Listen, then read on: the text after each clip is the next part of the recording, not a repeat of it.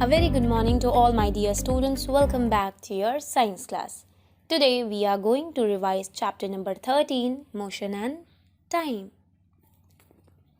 The topics which we are going to cover in this chapter are motion, slow or fast, speed, measurement of time, units of time and speed, measuring instruments, and distance time graph.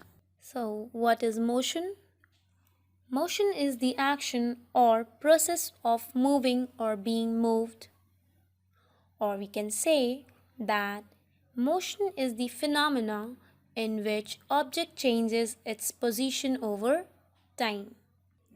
We already know that any change in position with time is called motion, but what really matters here is that whether an object is showing slow or fast motion. Moving object shows three kinds of motion: linear or straight, circular, and curvilinear. Linear motion, in which the object travels in a straight line, circular, in which the object travels along a circular path, and curvilinear, in which the object moves along a curve. But how do we know whether the motion is slow or fast? This we decide by seeing the speed with which the object moves. Now, what is speed? Speed is distance covered by an object in a fixed interval of time. Types of speed: uniform speed, non-uniform speed, and average speed. Uniform speed: when the object travels a fixed distance in same time gaps, it is said to have a uniform speed. Non-uniform speed: when an object covers different distances in different time gaps, it is said to have non-uniform speed. And average speed is the total distance traveled by an object divided by the total time taken by the object is called its average speed. Example of uniform speed and non-uniform speed are taking of a clock. The clock ticks with the same speed always. The distance covered and the time remains same every time. But if we take example of a car, the car can change its speed. Sometimes it can run slower and sometimes it can run faster. It means that it shows non-uniform speed. The formula to find speed is equal to total distance covered upon time taken.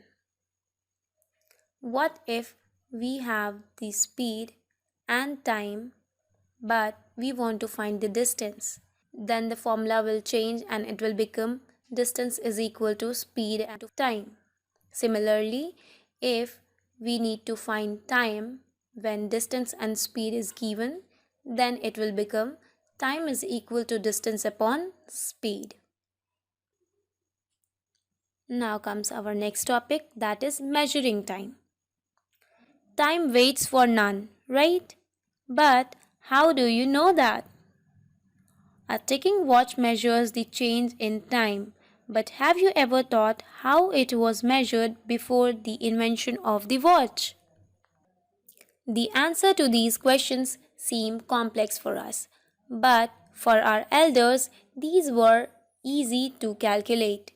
Shadows played an eminent role in acknowledging the time of day when the regular lunar moments signify the change in the month. As we all know that moon has different phases which change every day. A month, according to our elders, started with a full moon and ended with a full moon. Likewise, the completion of one revolution by Earth around the Sun signified the completion of a year. Our ancestors solely depended on these repetitive events that helped them measure the time accurately. There are many events in nature that repeat after a time interval, such as morning. In the morning, the rising of the sun. Day and night. In day and night, the time between the sunrise and sunset. Month. For month, the time between two new moons. Year. For this, the time the earth takes to complete its one revolution around the sun. Now, time measuring devices. Time measuring devices or clocks. Clocks use the concept of periodic motion to measure time. It means that it uses motions that repeat itself in equal amounts of time. There are different types of measuring devices, such as sundial. It uses the position of sun to depict time. Another example, sand clock, also known as hourglass. It uses sand to measure time. Water clock, it uses water to measure time. Quartz clocks, they have an electric circuit that works with the help of cells. They provide accurate time. Pendulum clock, it uses a pendulum to measure time. Measuring time with the help of watch seems simple, but the working of a watch is equally complex. Basically, all watches work on a universal phenomena of periodic motion. A simple pendulum is the most common example of periodic motion. By periodic motion, we mean the motion that repeats after a certain time interval. A simple pendulum is a piece of stone or a small metallic ball suspended by a thread or string from a rigid stand. This metallic ball or stone is called the pendulum's bob. The to and fro motion of pendulum is called as oscillatory motion, what we just discussed. The bob of the pendulum does move from the center, which is mean position of the pendulum, so its extreme positions on the other side. Oscillation, when the bob moves from its center, that is mean position, to its extreme ends, it is said to complete one oscillation. And time period of a pendulum is the time taken by the pendulum bob to complete one oscillation. Now, units to measure time and speed. The basic unit of time is second. It is designated by the symbol small s. The larger units of time are minute and hours. These units are connected as 1 hour is equal to 60 minutes and 1 minute is equal to 60 seconds. Since the speed is distance upon time, the basic unit of speed is meter per second. Of course, it could be expressed in other units such as meter per minute or kilometer per hour. To convert between meter per second and kilometer per hour,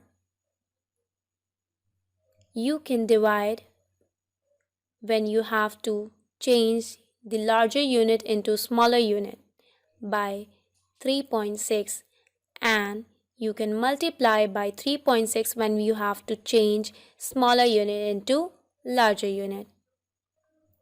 That is meter per second into kilometer per hour.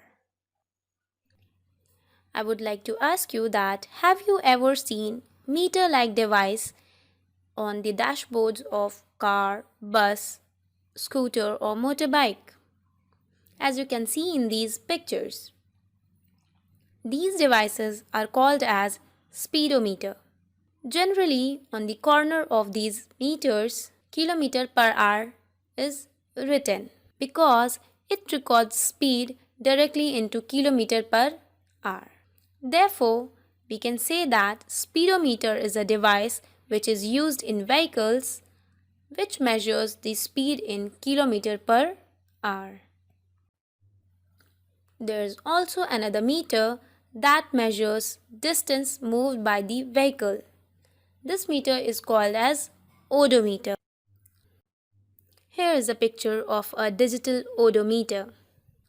So, odometer is a meter or a device which measures the distance, while speedometer is a device or meter which measures the speed.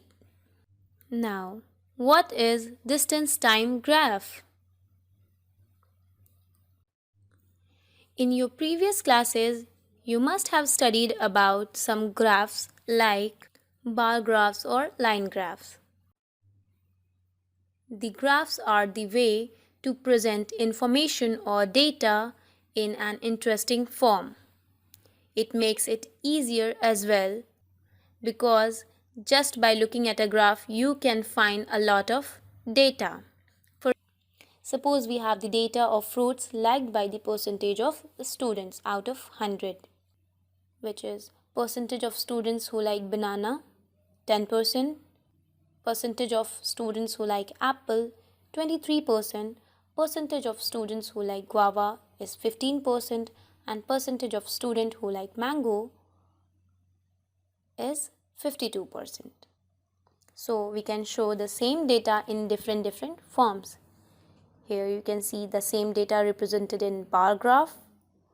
You can see the same data represented in pie chart form, and here you can see the same data in line graph. So a graph or a chart can be of different types based on number of quantities and representation method. For example, if we have any object or if there is any person whose traveling time and distance is known, like in 1 hour the person or the object covers 100 kilometers, in 2 hours it covers 200 kilometers, or maybe in 3 hours it completes 280 kilometers. Now if you want to represent the same data graphically, it becomes distance time graph, as it is having the data about the distance and the time as well. So that is why it is called as distance time graph. In case if the distance time graph is a straight line, it indicates that object is moving with a constant speed, which is an example of uniform speed as well.